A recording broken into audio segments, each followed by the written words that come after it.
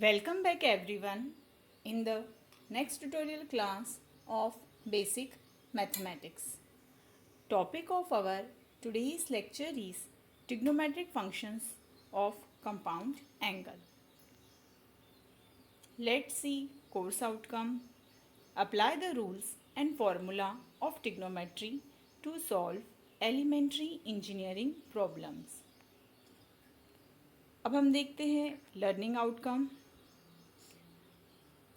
आज का ये वीडियो देखने के बाद आप सभी को trigonometric function of compound angle क्या होता है और उसका यूज़ करते हुए किस तरह से एग्जाम्पल सॉल्व किए जाते हैं ये आप अच्छे से समझ पाएंगे।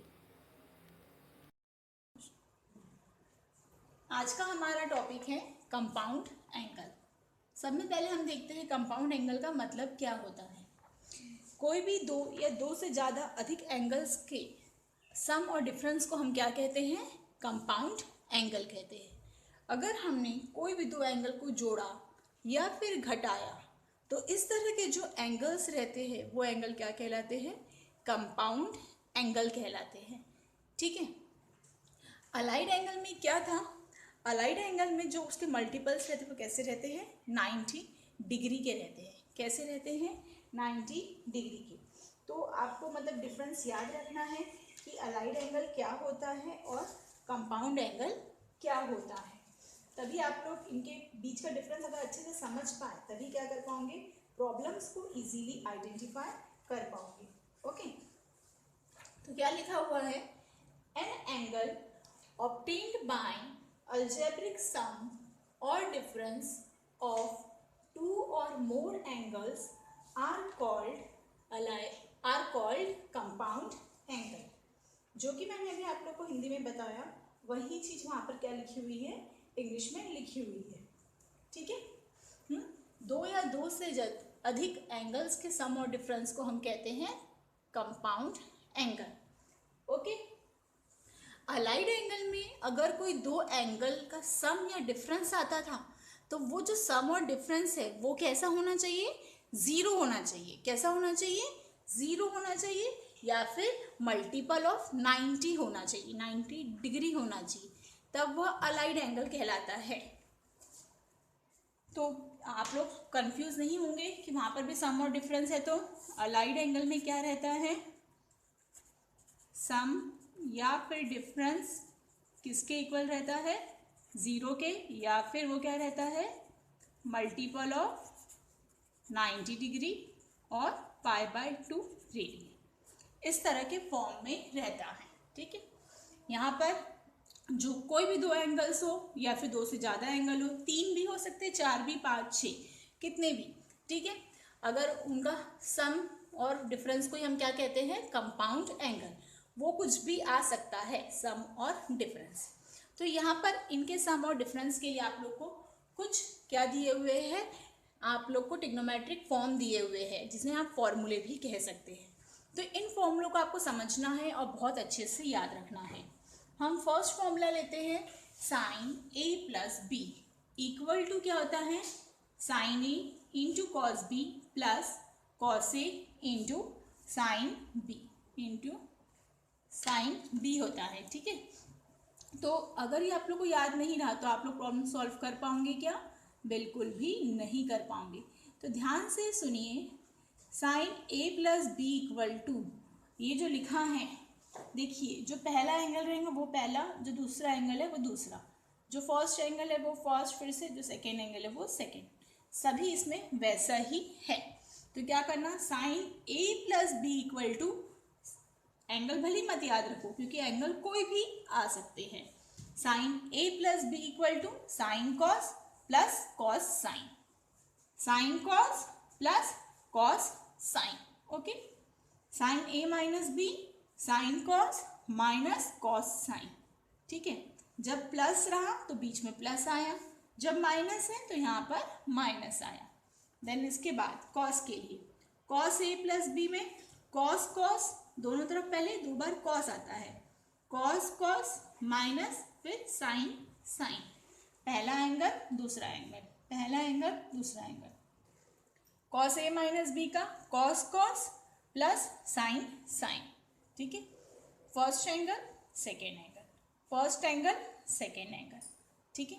बट कॉस में क्या होता है, यहाँ प्लस रहा तो यहाँ माइनस, और यहाँ माइनस है तो यहाँ पर प्लस, ठीक है। साइन में प्लस के टाइम पे प्लस ही आता है और माइनस के टाइम पर माइनस ही आता है। कॉस में माइनस के प्लस के टाइम पर माइनस आ जाता है और माइनस के टाइम पर प्लस आ जाता है, ठीक है। Then tan a plus B equal to tan a plus tan b divided by 1 minus tan a into tan b। वैसे ही tan a माइनस बी का tan a minus tan b divided by 1 plus tan a into tan b। इसमें भी simple, अगर यहाँ पर plus है तो न्यूमरेटर में प्लस, यहाँ और फिर इसका अपोजिट साइन डिनोमिनेटर में, ठीक है। अगर डिनोमिनेटर में माइनस है, सॉरी यहाँ पर माइनस है तो न्यूमरेटर में माइनस और यहाँ पर प्लस। जो साइन यहाँ रहेगा वह आपको न्यूमरेटर में लिखना है, उसका अपोजिट साइन डिनोमिनेटर में लिखना है, ठीक है। बस आपको इन्हें एक पेज पर लिखकर कहीं पे अपने रूम में लगाना है और 2-4 बार देखते रहेंगे तो आपको ये फॉर्मूले लर्न हो जाएंगे। अब हम इन्हीं के ऊपर बेस्ड एग्जाम्पल सॉल्व करते हैं। Show that tan π/4 minus theta equal to 1 minus tan theta divided by 1 plus tan theta. Okay, हमें क्या करना है, लेफ्ट हैंड साइड को राइट हैंड साइड के इक्वल लेकर आना है। तो हम देखते हैं कि इसका सलूशन किस तरह से हो जाएगा। तो अब ये डायरेक्टली यहाँ से तो कुछ सॉल्व नहीं हो सकता, तो इस तरह के एग्जाम्पल्स को सॉल्व करने के लिए मैंने अभी आपको कुछ फॉर्मूले बताए कंपाउंड एंगल के। तो हम उसमें से एक फॉर्मूला यूज़ कर रहे हैं, बाय यूजिंग हम यूज़ कर रहे हैं tan का फॉर्मूला, वो भी कौन सा, a माइनस बी। क्यों, क्योंकि हमारे पास दो एंगल है और उनके बीच में क्या है, माइनस का साइन है और यहाँ पर tan है, इसीलिए। तो इसका फॉर्मूला देखिए कितना इजी है, tan a minus tan b। यहाँ माइनस है इसीलिए हमने फॉर्मूले के अकॉर्डिंगली न्यूमरेटर में माइनस आता है, फिर 1 लिखना है, फिर प्लस का sign tan a into tan b। Okay, यहाँ माइनस था तो डिनोमिनेटर में क्या आता है, प्लस। अब इसी फॉर्मूले के अकॉर्डिंगली आप लेफ्ट हैंड साइड कंपेयर करोगे तो a की जगह आप क्या कर सकते हैं, put a equal to π/4 and b equal to theta, ठीक है। तो so left hand side equal to tan, a की जगह हमने लिखा π/4, b की जगह लिखा थीटा। राइट हैंड साइड भी वैसे ही करते हैं, tan a की जगह लिखा π/4 माइनस b की जगह पर लिखा theta divided by 1 plus tan a की वैल्यू है π/4 और b की वैल्यू है थीटा, ठीक है। अब पाई मीन्स क्या है, रेडियन में है, ठीक है। अगर आपको π/4 की वैल्यू नहीं पता है तो कैलकुलेटर का यूज़ करना है। तो उसके लिए ये डिग्री में है कैलकुलेटर, तो पहले उसे रेडियन में कन्वर्ट करना। ओके, तो किस तरह से करोगे, शिफ्ट और मोड की बटन दबाकर 4 नंबर की बटन प्रेस किया तो आपका कैलकुलेटर रेडियन में आ गया। फिर 10 प्रेस करना और फिर ये बटन प्रेस कर दूंगी, दिस वन। क्यों, क्योंकि हमें π/4 डालना है, एंटर करना है। अब पाई के लिए क्या करना है, शिफ्ट की बटन दबाकर ये बटन जहाँ पर पाई लिखा है वो प्रेस करना है। ओके, इसका डिस्क्रिप्शन मैं इसके पहले वाले वीडियो में बता चुकी हूँ आप लोग को। नीचे की तरफ प्रेस किया, 4 एंटर किया, साइड में प्रेस किया, ब्रैकेट कंप्लीट किया, क्या आई 10 π/4 की वैल्यू 1। तो यहाँ पर हमने लिख दिया 1 माइनस का sign as it is tan theta as it is 1 plus ये पहले से ही है 10 π/4 की वैल्यू फिर से क्या आ गई 1 इंटू tan थीटा। तो 1 minus tan theta divided by 1 plus 1 into tan theta tan theta. तो ये क्या है हमारा राइट हैंड साइड। यही हमारा क्या है, राइट हैंड साइड, और यही हमको क्या करना था, प्रूव करना था। ठीक है, तो हमने इसे प्रूव कर दिया।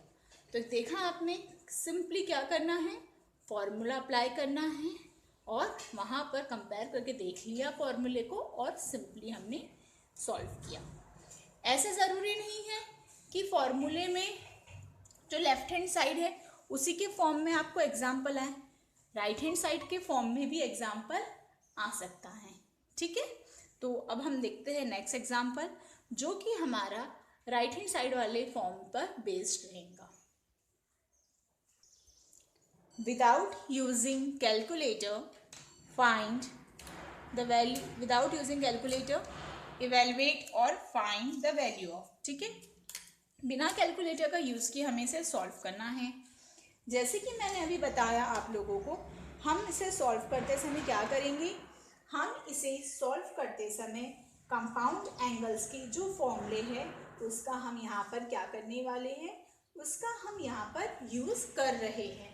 ओके, उन्हीं फॉर्मूलों का हम यहाँ यूज़ करते हुए इन्हें सॉल्व करेंगे। ओके, तो हमें इसकी वैल्यू फाइंड आउट करने के लिए कहाँ गया है, तो देखिए कंसीडर, हमने ये टर्म लिया तो ये देखिए किस तरह दिखाई दे रहा है, tan 32 degree plus tan 88 degree divided by 1 minus tan 32 degree into tan 88 degree. तो अब हम इसके लिए क्या करेंगे, यूजिंग फॉर्मूला, फॉर्मूले का यूज़ करते हुए हम इसे सॉल्व करेंगे।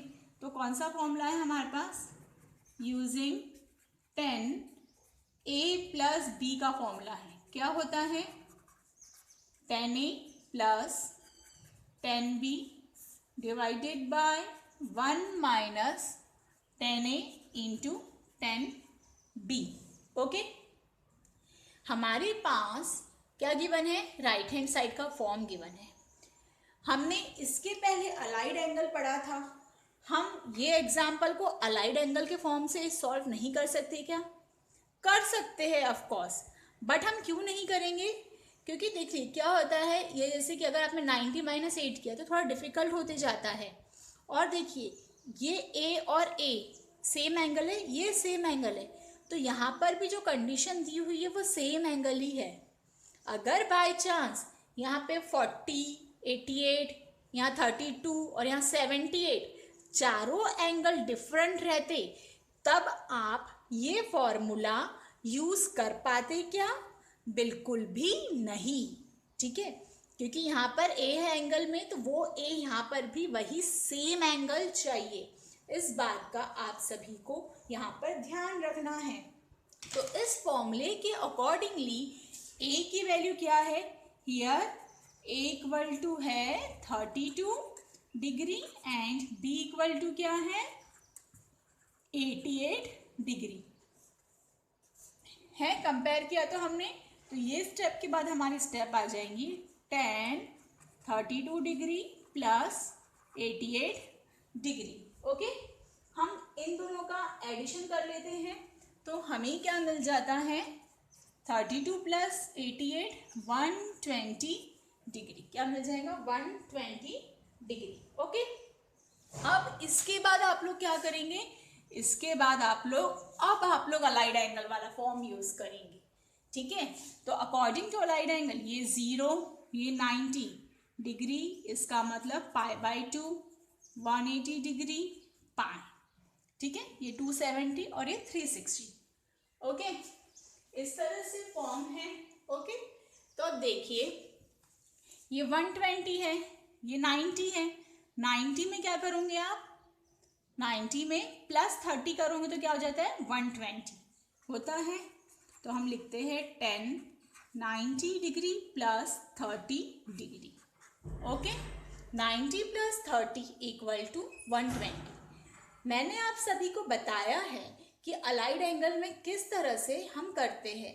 ये जो 4 नंबर्स मैं यहाँ लाइंस के ऊपर लिखती हूँ उसके अकॉर्डिंगली, जो कि मैंने आप सभी को वीडियो नंबर 5 में अच्छे से एक्सप्लेन किया है। ये 90 का मतलब क्या होता है π/2। ठीक है, बस 90 की जगह हमने क्या लिखा, π/2 लिखा। ओके, अब देखिए ये क्या है, 10, π/2 आया तो 10 का क्या हो जाता है, 10 का हो जाएगा cot, 10 का क्या हो जाता है cot, क्या एंगल है 30 डिग्री। ओके, π/2 प्लस है तो कौन से क्वाड्रेंट में आया, सेकेंड क्वाड्रेंट में, और सेकेंड क्वाड्रेंट में क्या पॉजिटिव रहता है, साइन पॉजिटिव, तो ये तो 10 है तो यहाँ पर क्या आ जाएगा, माइनस का साइन आ जाएगा। ओके, लेकिन कैलकुलेटर में तो 10 cot 30 डिग्री की वैल्यू आपको पता नहीं होंगी, तो कैलकुलेटर में cot 30 आता भी नहीं है, तब इस केस में क्या करना, -1/10 30 डिग्री, इस तरह से भी आप क्या कर सकते हो, cot का मतलब क्या होता है, cot theta equal to 1/10 theta, minus का साइन हमने जैसे का वैसा ही यहाँ पर लिखा है। ओके, अब हम इसे कैलकुलेटर में एंटर करते हैं, 1/10 वेट, ये रेडियन में है कैलकुलेटर, तो पहले इसे शिफ्ट और मोड के बटन दबाकर डिग्री में कन्वर्ट किया, फिर लिखा 1/10 30 डिग्री, बट यहाँ पर माइनस का साइन है, ऊपर लेके जाइए और यहाँ पर माइनस लिख दीजिए, ठीक है, इक्वल टू की बटन, क्या आ गया है आंसर, -√3, तो हमें क्या मिल गया, डायरेक्ट आंसर मिल गया, और यही हमें क्या करना था, फाइंड आउट करना था। तो देखा आपने कि हम कंपाउंड एंगल का यूज़ करते हुए किस तरह से एग्जाम्पल्स इजीली सॉल्व कर सकते हैं। ओके, तो अब आप लोग इसी के ऊपर बेस्ड असाइनमेंट सॉल्व करेंगे। तो ये उसी तरह के एग्जाम्पल हैं, इन्हें आपको सॉल्व करना है, और यहाँ पर आंसर भी दिए गए हैं, इन्हें आपको टैली करना है। Okay, our upcoming topic is examples based on trigonometric functions. Thanks for watching this video. So keep learning and happy learning. Thank you.